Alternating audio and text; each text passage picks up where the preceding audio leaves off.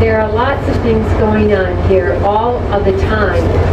Many events, many exhibits, lots of restaurants, lots of shops. There are museums, the Stained Glass Museum, the Children's Museum, the Crystal Museum, an IMAX theater, the Shakespeare Theater.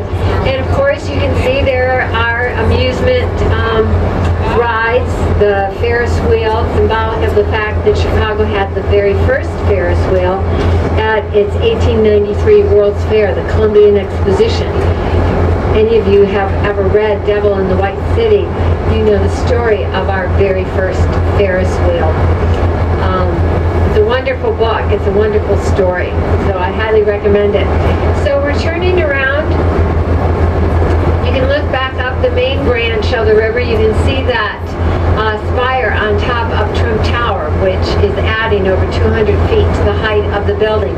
But I did want you to realize that where we turned around, there is a lock that is behind us that leads out from the river to the lake.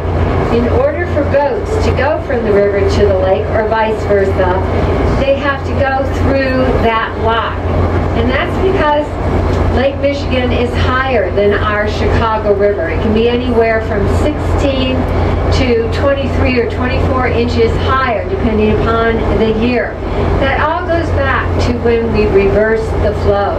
When we did that, when we turned our river around, Lake Michigan waters flowed freely into our river at an estimated rate of tens of millions of gallons every hour. Now that did not did not concern us very much. We liked all of that wonderful Lake Michigan water flowing into our river, but it did start to concern our neighbors who lived in Indiana and Michigan and Wisconsin, even as far north as Canada. They were very concerned about those wonderful fresh Lake Michigan waters flowing so freely into our lake.